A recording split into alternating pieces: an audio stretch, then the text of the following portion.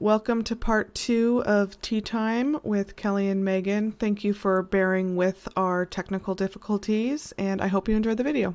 Oh, yes, when Doria went with Harry and Meghan to the Together cookbook launch. I don't remember. I don't know if you know that. I remember that. I don't know that was, I don't recall. I mean, I remember the whole cookbook thing. I don't remember that being an issue. Anyway, it was a really good engagement where everyone looked really good, and it was really obvious that then Meghan gave a good speech. So not only did Meghan look good, first strike, she gave a good speech, second strike. Harry was there and obviously like getting along with everyone.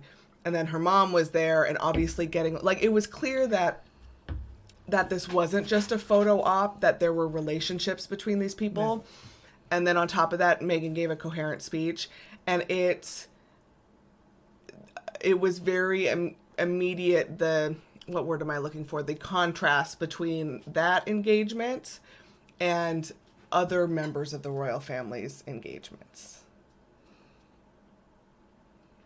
I think they were there for longer than 30 minutes. Yeah.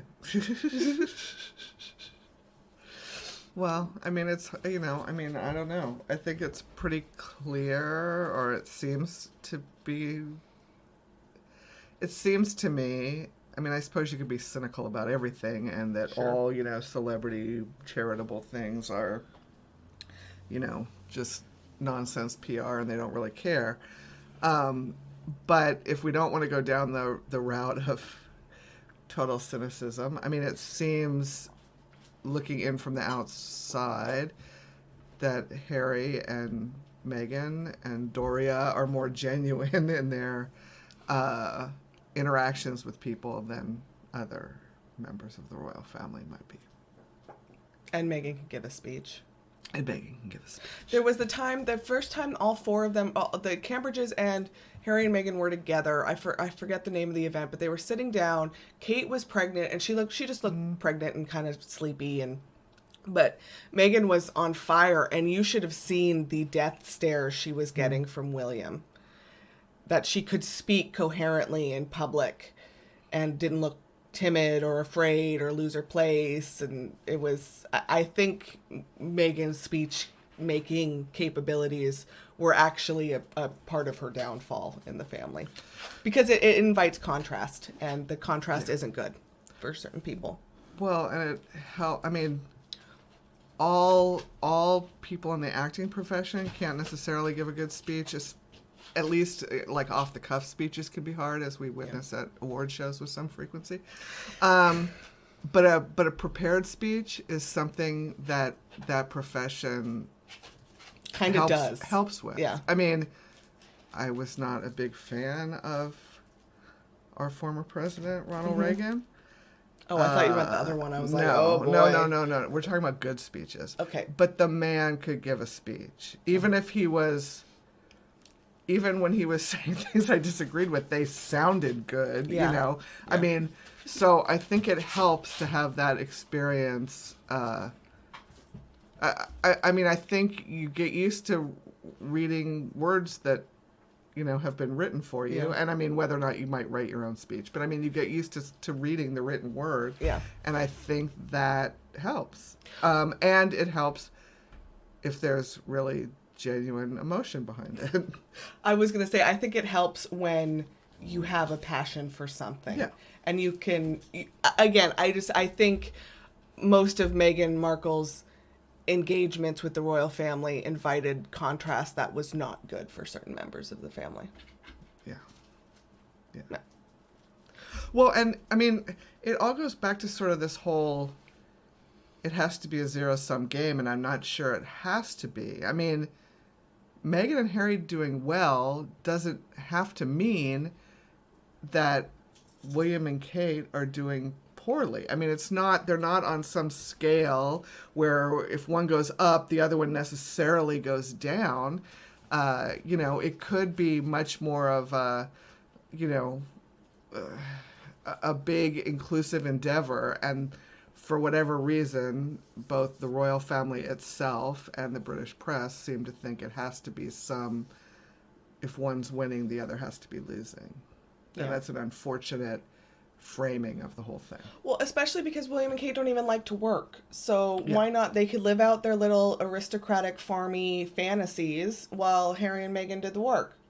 It would have benefited them. Because there is nothing short of, like, going on a killing spree that Harry and Meghan could have done to usurp William Right. and Kate. Not one thing. Right. It doesn't matter how popular they are. It doesn't matter. They could have not.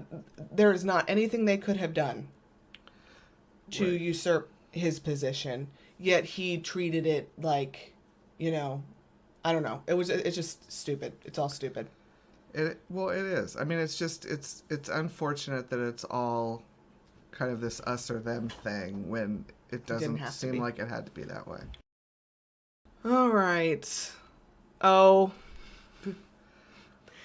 The Meghan closing her car door. Her own car door. I mean, this is just peak. We need bad headlines about Meghan Markle and we don't care what it is. That's what this is. It's just peak. We have to turn out bad headlines. Well, and it makes them look so. I mean, if the royal family's trying to look less out of touch, none of this helps. Because seriously, who cares? It was part of the peak. Again, I really do think just with the amount of stuff they turn out about Harry and Meghan and still do to a degree, there are people at all the big outlets, tabloid, newspaper, whatever, TV show. There are probably low-paid interns at every single one of those outlets that their only job is to write crappy headlines or pieces about Harry and Meghan. Yeah. Well, it's just silly. I mean, obviously closing, I mean, it's probably just halfway instinctual, and getting out of a car and leaving the door open for someone else to close it is completely obnoxious. And I don't know. I mean, I think it's, I think part of the problem is that, again, looking from the outside, and I mean, it's hard to know because we don't really know these people, but Harry and Meghan seem like they want to be more genuine, real people, down-to-earth people, and Will and Kate seem like they want to be pretend, genuine, down-to-earth. I mean, maybe not even they want to be pretend, but they want to give the air of being down-to-earth and real and genuine, but yet all the snooty, snobby royal family stuff is still there. And, in the way they dress and the way they dress their children and the way they interact with people and the way they behave in public. And it seems like they don't mind the, so much, oh my gosh, don't touch the royal family in a whatever, the line outside, and don't do this, and don't look at them funny, and they actually don't seem to mind all that stuff. And I think Harry, very much in the tradition of his mother, bristles against that stuff. Yeah. That it doesn't make any sense to him or them, and I'm sure Meghan feels the same way.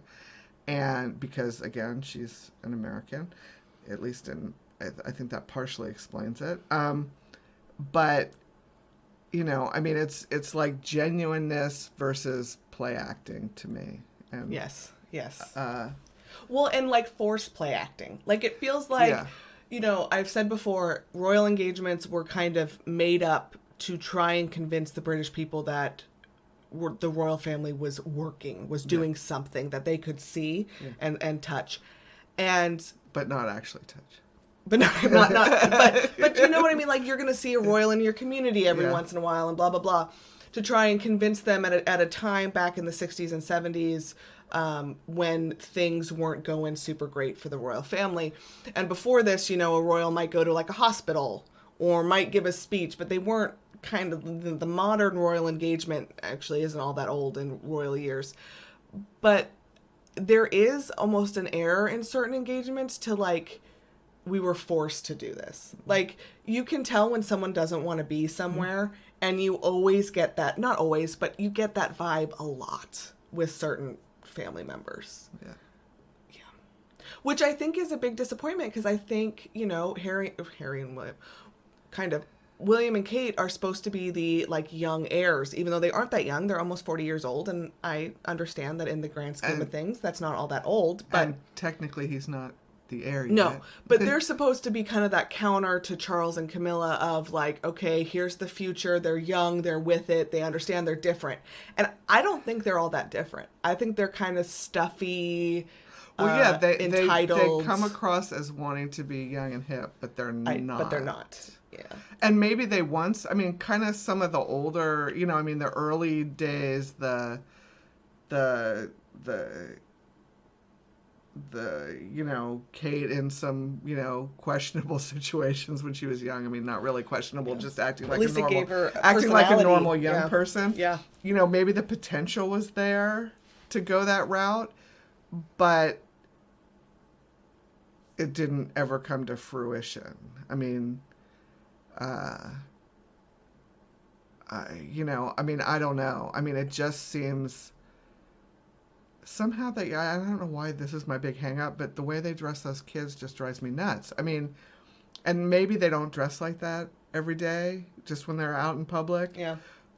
But seriously, I mean, it's just weird. And were they really going to get criticized for not, you know, putting George in knee socks and, you know, not letting him wear long pants till he's Apparently 7 years old or whatever? Thing. I mean, it's just, I don't know. Again, I'm sure I'm just an ignorant American, and there's some very, you know, highbrow reason that they had to do all that. But it seems if they wanted to be seen as young and hip and modernizing the monarchy, one of the ways they could have done that was not dress their kids like it's, you know, 1943.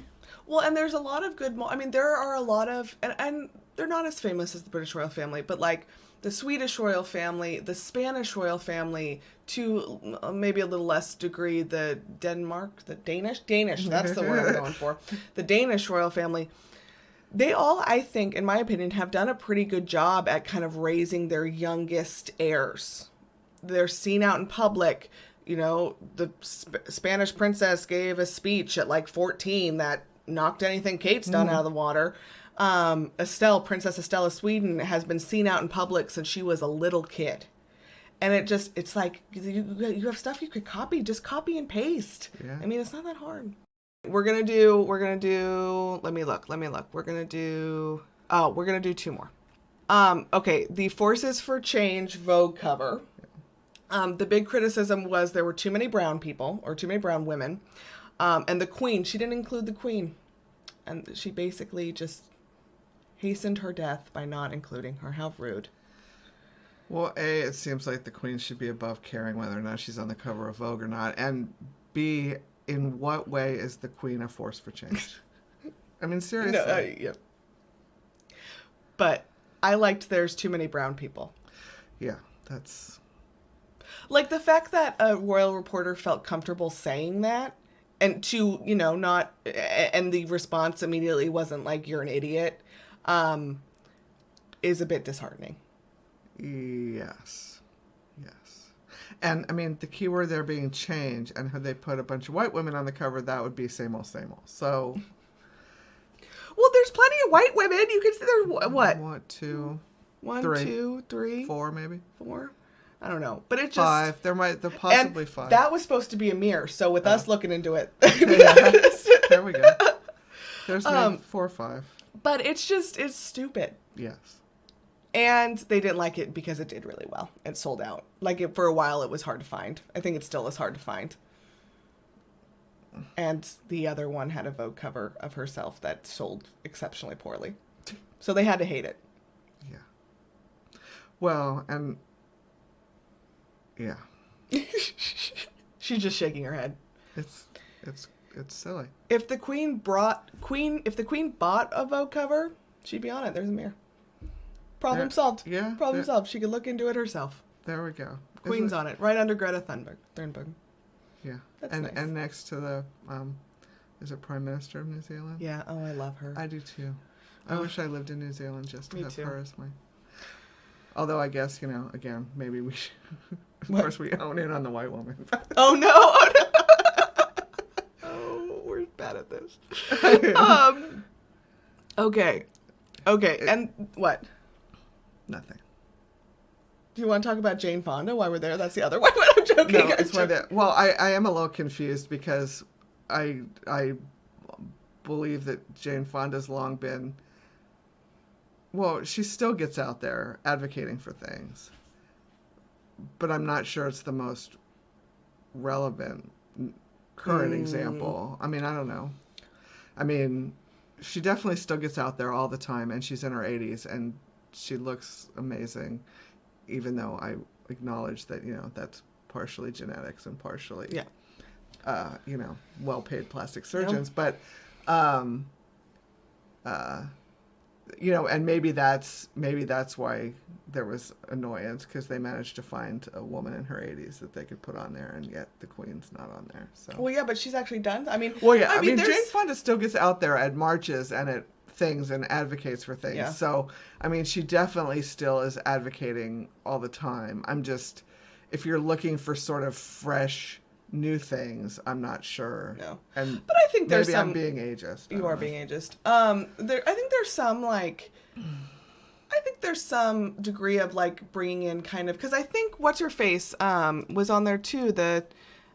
Maybe she wasn't. Maybe she just wrote an article. The lady who works with Gorilla... I can't believe I'm forgetting her name. Oh, Jane Goodall. Jane Goodall. I feel like there's some... there's something to be said for being a force for change your whole entire life. Yeah. And doing it well and... overcoming missteps and... Well, and I think the problem with the Queen is she just hasn't done that. Yeah. Well, that's the thing. I mean, when has the Queen ever really...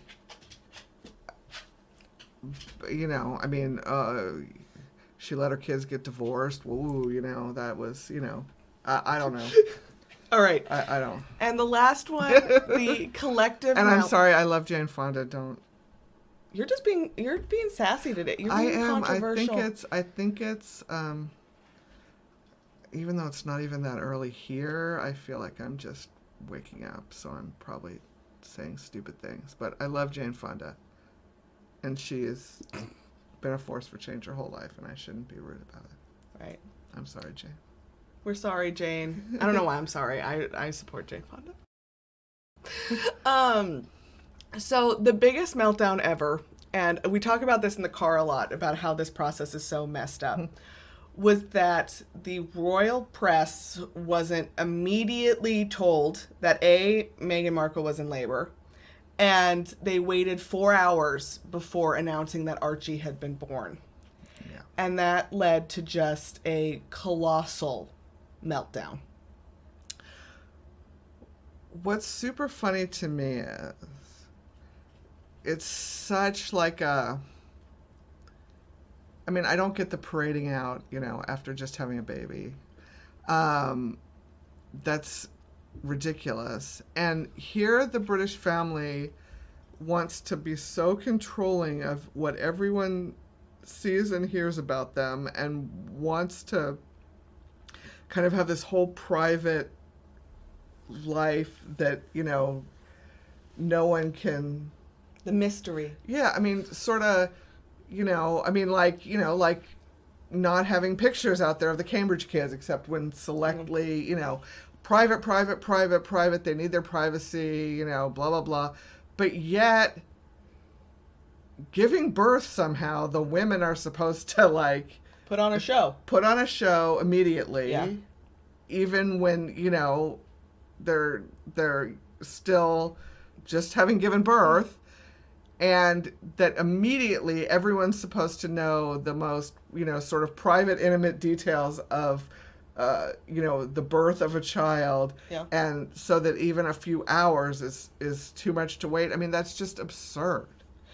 I think it harkens back to, the history of that people were touchy about, the lineage. So they wanted, there were certain people in the room when babies were born of the royal family, because they had to make sure everything was on the up and up. And there were already these awful whispers about how she got pregnant so fast and blah, blah, blah, that no white royal woman has ever had to put up with. But it was just this insane, we're entitled to know everything about your birth plan, to see the kid, instantaneously, It was gross. And again, like that there was no kind of gatekeeping from anyone of like, that's not appropriate. Like, you're not entitled to see anyone's newborn kid. You're not entitled to know anything about this. Right. You're welcome that Harry came out and talked to you, because he shouldn't have had to do that. Yeah. And I don't get why it's this one little thing that is supposed to be flung open to the world immediately. Well, and especially since, I mean, again, we talk about this a lot, barring a unspeakable tragedy, Harry and his children will never be close to the top of the line of succession. Right. When Harry was a kid, yes. But now he has a brother who at that point had at least 2 children. Yeah. No, had 3 children. Yeah. Why do you, like, what this obsession? It was just, I think it was just another way. I mean, had they come out, who knows? I mean, probably had they come out immediately, there would have been something else to complain about. Yeah, I mean, it's just anything they do, up is down, black is white, we'll just take the opposite position of whatever. Well, and again, it's just, we've talked about this in the car, but I've said, if Kate had been like, you know what, I did that first walk with George, it sucked, I'm not doing it again, I would have ridden hard for that decision. I would have been like, yeah, that doesn't make any sense. So this whole, like, parading of royal women, and then just the backlash when one was like, yeah, I'm not doing that. And I think, we've talked a lot on Twitter about how kind of weird William's response to finding out about Archie was. That it seems that Harry and Meghan kept this plan pretty close to the vest, even from family members.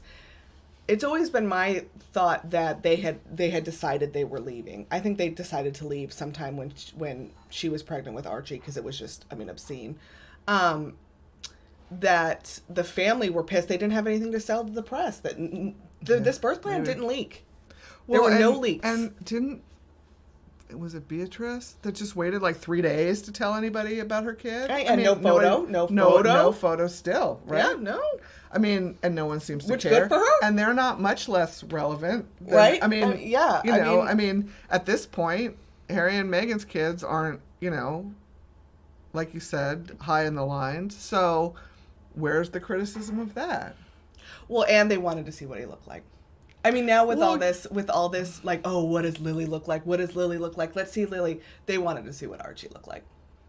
Oh, definitely. Yeah. Definitely. Even though, looking at a newborn kid is not exactly the, you're not going to know about that whole skin color thing for a while, guys. So, Well, especially, I mean, Archie and Lily have one black grandparent. Right. And they thought, oh my God. Well, who made that joke? Who made that joke on SNL? He was like, I'm who the royal family thought what's his name? What's gonna look like? The guy from Get Out. Oh, he's so good. Daniel.